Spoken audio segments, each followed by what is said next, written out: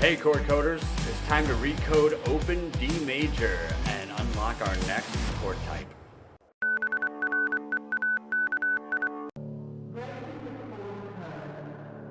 So this is a 5th string diminished chord formation, and all we're doing is taking open D major, same formation, we're just moving everything up one string. And that is A diminished. So a diminished chord flattens the 3rd like a minor does, but it also flattens the 5th like a diminished does. So instead of A, C sharp, and E as the major formation for A major, it's going to be A, C, and D sharp. So there's A major.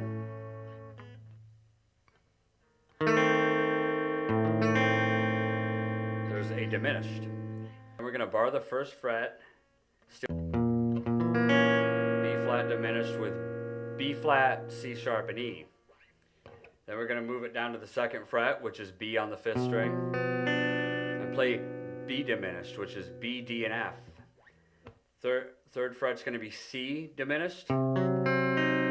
That's C, D sharp, and F sharp. C sharp diminished. C sharp, E, and G. D diminished. D, F, and G sharp. D sharp diminished. D sharp, F sharp, and A. And we kept the open D major chord formation the entire way down. So what we were doing was not so much barring our frets, but we were just holding down that root note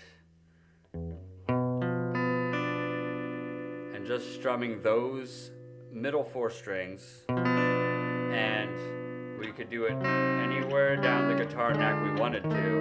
And you can go all the way down and you can, really learn those 5th string root notes. Because as long as you know that, you can turn B major into B minor, into B diminished, and you're really only changing one note. Because with B major and B minor is one note, and then you're just changing 2 notes for B diminished. So that's going to conclude today's lesson. Until the next one, keep rocking.